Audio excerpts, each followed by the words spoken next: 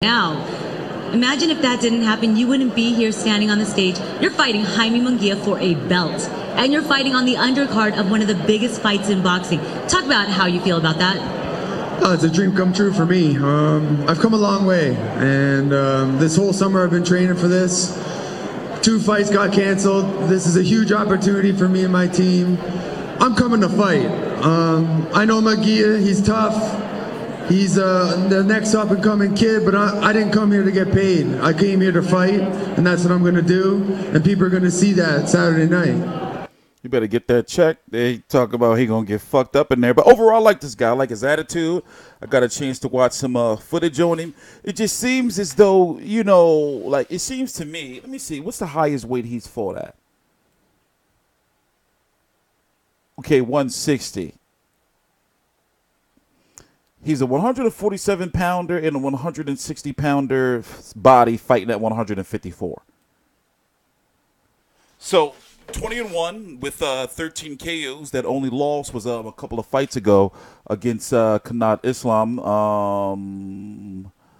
He is highly ranked by a few of the sanctioning bodies, and nothing really major on his record. He did get hit with an ice bucket after getting a stoppage over a fighter by the name of Stephen Butler. You can go look that up on YouTube. I mean, I'm glad he's okay, but that shit was funny. That shit came out of nowhere and just literally smacked him on like the back part of his head. Not really, but still, nonetheless. He's listed at about 5'10", and you know, he's people saying he's gonna get knocked out. But nonetheless, people are saying that this is a good-ass undercard with David Lemieux versus Gary Spike O'Sullivan. Jaime Munguia, who's the WBO 154-pound champion, by the way. This is a title fight. So he went from fighting Brook to now, you know, fighting for a title. And with Jaime Munguia, he's still green. You know, like, if there's a fighter that's smart enough and has the ring IQ enough, you know, Jaime Munguia, with the way he's swinging wild, when the way he swings wild and everything, if somebody has a decent jab, they can get him out of his game. Or if somebody has enough power, you know, to keep him humble. You know, he's still growing. Yes, you know, like the kid is good, the future is bright, but there's a lot of issues right there. For example, you don't see him beating Golovkin or Canelo or Jamal Charlo or Billy Joe Saunders, right? Those guys at 160. And remember, right now, well, let's listen. When you watch Munguia, do you think he's all the hype that people have been saying? He's good. Yeah, he's a tough kid. I was running this morning and I seen him running. Looks like he's got some weight to lose. He had a ton of stuff on. But hey, man, he's one of the best up and coming, and I just want a tough challenge, and this is one of the toughest challenges of my life. And I'm going to do everything I can, and I'm ready, and I have no excuses. Since you're from Canada, you've said that hockey is the obvious. That's where things get cringy. She had a lot of cringy moments, but it is what it is. Let's go look at Mr. Munguia. He's looking a little big for fight week, though, right? And the reason why I know he's fighting at 154, and I was talking about 160 fighters, but because he was in the running to fight Golovkin. It got a little quiet in here, so let's hear it one more time. ¿A dónde está? Hemos motivado para tener un más vivido para mí, pero la verdad es que think of everything so far. Pues es una semana que va a ser tan emocionada porque tenemos la pelea pasando este sábado. ¿Cómo te parece todo aquí, teniendo todos los fans aquí? ¿Todo esto cómo te parece? Pues para mí es algo muy espectacular, algo muy bonito, jamás vivido para mí, pero la verdad es que me siento muy contento y con la responsabilidad de brindarle un gran espectáculo a todo el público. He said that this is something very spectacular, very beautiful, but he's so happy to have the responsibility of bringing you guys a good fight come this Saturday. Pues it's a very important weekend. We've got Mexican Independence Day happening for you there. Does it make you motivated to have an even better fight this Saturday? Es un fin de semana muy importante. Tenemos las fiestas patrias. ¿Te hace más motivado para tener una pelea más grande porque tienes eso pasando? Sí, claro que sí, la verdad. Es una fecha muy importante para mí porque es una fecha muy importante también para mi país. Entonces es una responsabilidad para mí. He said it's a very important day because it's a very important day for my country, so it is definitely a responsibility for me. And I gotta ask you, because Cook was up here saying that he saw you running and he said you still have some weight to lose, or at least that's what it looks like to him. What do you have to say to him? Cook estaba diciendo que él te miró corriendo esta mañana y que te parece que todavía tienes un poco de peso que tienes que perder. ¿Qué le quieres decir a él por decir eso? ¿Y es verdad o no? Sí, claro que sí. Pues el pesaje es el viernes. Yo también a él lo miré corriendo, entonces creo que él también tiene un poco de peso que perder. He said, yes, obviously the weigh-in is happening this Friday, so he does have weight to lose, but he saw him running as well, and he also has some weight to lose. Y ahora algo que le quieres decir al público que está aquí. Tenemos aquí unas personas de Colima, México. He looked like he got a nice amount of weight to lose, though. Let's go look at his last weigh-in. Let's go look at his last weigh-in. Smith way. Let's see how that face looks doing those weigh-ins, bro. Do I have the weigh-in? I have it. Falcao's spot. Champion Jaime Munguia. Let's see how he looks on that scale.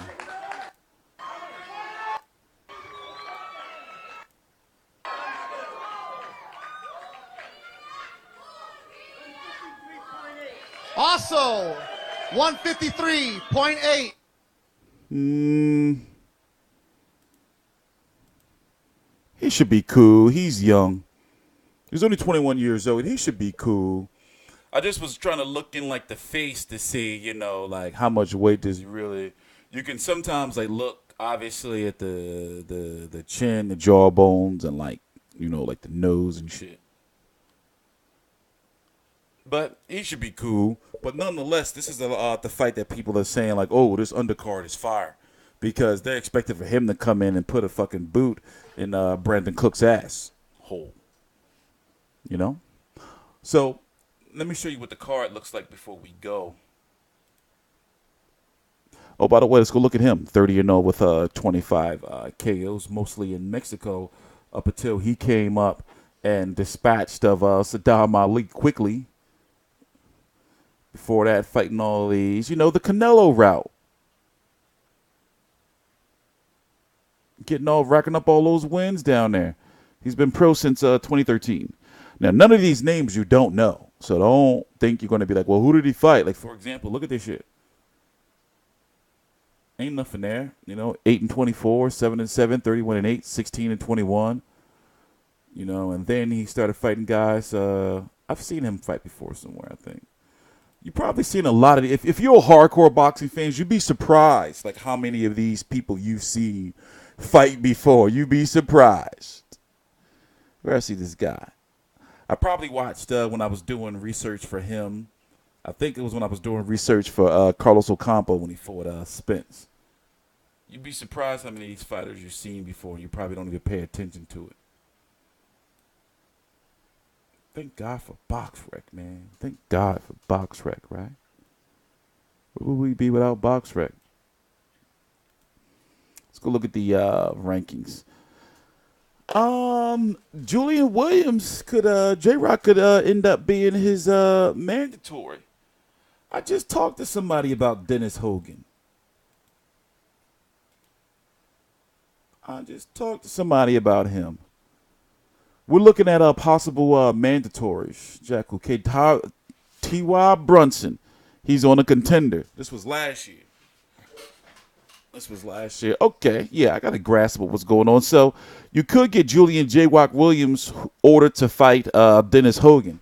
And then the winner of that becoming the mandatory, which will likely be Jrock versus Munguia. You know, depending on what Kell Brook is doing, because he's trying to get that Mir Khan fight, don't be surprised if Kell Brooks get ordered to fight one of these guys as well. Takashi Inoue, I don't really know where he fits into it right now. We're going to do a little bit more research on that. Julian Williams would probably likely fight him. Jarrett Hurd is fighting in December. And him and Charlo are supposed to be fighting on the same card. Then they're going to fight each other. So I guess what you're asking is, you know, what's the next big fight for Jaime Munguia. It could be Jrock unless they want to do their best to keep Jrock over on that PBC side, which they likely will do because he's an Al Heyman Showtime, now Fox fighter. And then you see Lady Laura in the mix. My God, what's he doing here? Could you imagine? So I guess, you might as well not even go this far down the list. It'll be Jaime Munguia. Depending on what happens with Kell Brook and Khan, it could be Jaime Munguia or Jrock Williams, as his next big fight.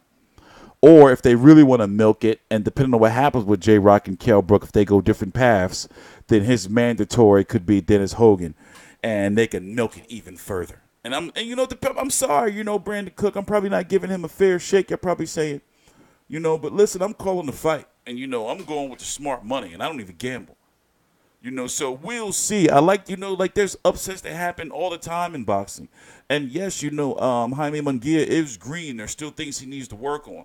We'll see. Is he going to do anything anyway? Is he answering any more questions? He does look like he has a nice amount of weight to lose, though. He's got to get to 154. Remember, he's 6 feet tall. Venido a apoyar esta cartelera llena de mexicanos. Les prometo que no se van a arrepentir. Les voy a brindar una gran pelea. Suerte y lo esperamos una gran pelea. At this time, we're going to have our other team come up here on stage. Munguia, we're going to have you step forward right here as we're going to pose the fighters up on the stage. So everybody get those cameras ready. If you're watching us on Facebook, get ready to take some screenshots of this as well. We're going to have them here on the center of the stage. Blood thinners. As they face off, good job, Jessica, with the translation. El Tijuanero Jaime Munguia. Let's go full screen. Get that size matchup. Canadian Brandon Cook, as they both said, I saw them running. He's got weight to lose too, so this should be a good fight, a good scrap. That'll be the co-main event. The Munguia, the WBO Junior Middleweight title holder. His last fight was here in Las Vegas, the Hard Rock. All right. Tomorrow is the final press conference, which is Wednesday. Right now it's 11:27 p.m. Eastern Standard Time, September the 11th. Tomorrow at 2 p.m. or 2:30 p.m. Eastern and 11:30 Pacific, there's going to be the final press conference for Canelo and Golovkin. And then on Thursday is the undercard media workout at the same place where they had the grand arrivals and the final press conference for the undercard, and then Friday the weigh-in. So we still got a lot of content coming this week on this card. So by Sunday, I'm going to be so sick and tired of this fucking card and glad it's going to be over. But still, as it stands right now, I'm hyped. 3 days away, I'm TstreeT Controversy. This is TstreeT Controversy Live. It's Canelo versus Golovkin for the WBC, WBA Super World Champion, Ring Magazine, and the highly coveted, seductive, and alluring IBO 160-pound title. It's going to be Jaime Munguia defending his WBO 154-pound title against Brandon Bad Boy Cook of Canada. It's going to be David Lemieux versus Scary Spike O'Sullivan for some fucking underling WBO belt. Let's go check. I'll get the name for you real quick.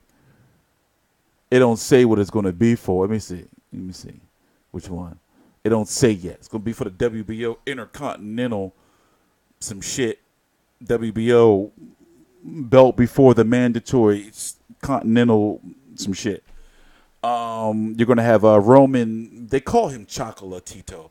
I don't think it's appropriate for another man to call another man Chocolatito unless you can't control your horny levels. So I just call him Latito. Roman Latito Gonzalez against Moises Fuentes. His return after getting knocked the fuck out by Susaket Rungvisad and contemplating retirement and doing soul searching and shit. So now he's back down to 112 because 115 was too big for him. So overall, I like the undercard, and obviously I'm going to be covering the whole damn thing. Also, we're going to be here after the fight doing the live stream. And it's going to be busy, man. It's going to be busy. I'm going to see y'all later. I'm TstreeT Controversy. This is TstreeT Controversy Live. Please subscribe.